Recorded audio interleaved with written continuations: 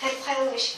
Bugünkü gündə Tataristan bilan Türkiye'nin münasebetlerini şekilde beğenirsiniz. Hem qaysı ülkelerge ixtibarını arttırırğa kerak deb sanıysınız? Rahmet. Türkiye bilan Tataristan hem Rossiya Federasyonası bugünkü gündə bek aktiv rəvişdə işlənə. İnsan delegatsiyalar bilan prezidentler, Türkiye ministrler, Rusya Federasyonu, Tataristan prezidenti ешқына Türkiye'de bulup, işraşıp, көпкенә бизнес проектларını ortağa salıp, Tataristan'da, Türkiye'de bölgelep işlənə. Buna Akşener Hanım aytdı, 1 milyar dollarlık sevde etüne çıkarmak gerek, şunday dereceye jetkirge. Andi mümkünlükler bugünkü gündə göz aldında durar, hem men şanam şolay bulur.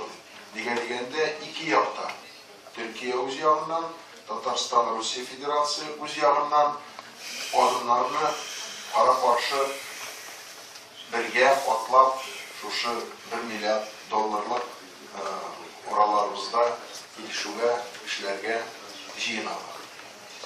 Hem ettik medeniyet, megrifet meseleleri, bugünkü выставканы Tataristan'da, Kazan'da aşu, ol şu adımlarını birge barın, hem halkımızın, Tatarlar, Tataristan'da yaşamışı kalıp, Türkiye'nin tarihinin, baylığın görüp, şartlarını bilip yaşarga işleyen adımlar.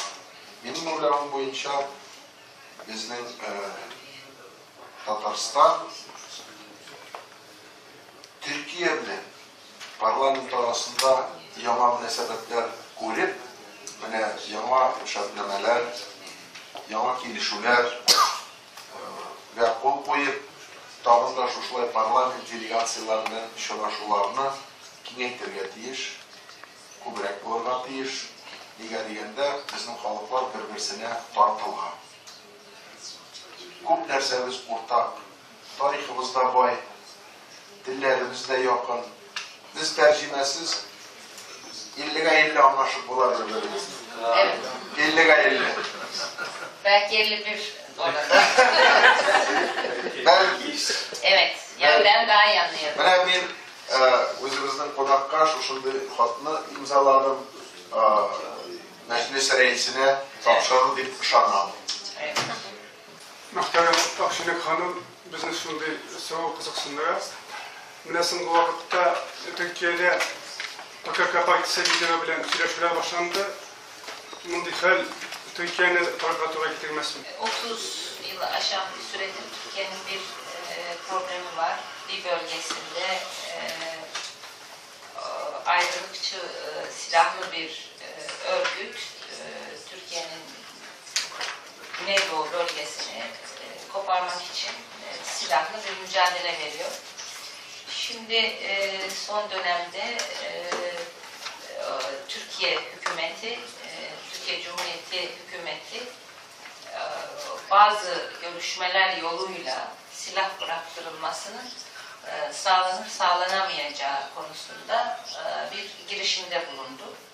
Ama sadece size o kadar cevap verebilirim. Böyle bir yol deneniyor. Nasıl bir sonuç çıkacak hep beraber göreceğiz.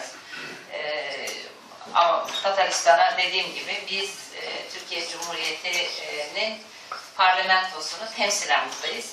Bu cevabımı bu şekilde kabul ederseniz sevinirim.